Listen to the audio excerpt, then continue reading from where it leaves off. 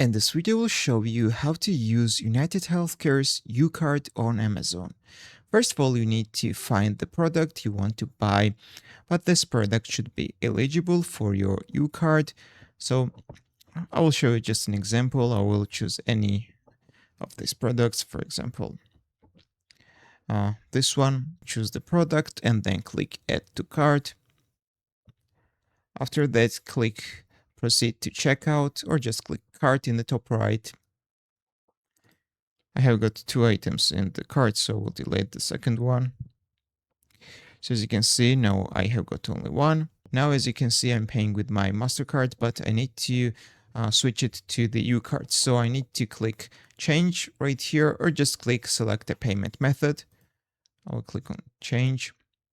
I can add another credit or debit card. Just click Add Credit or Debit Card button right here.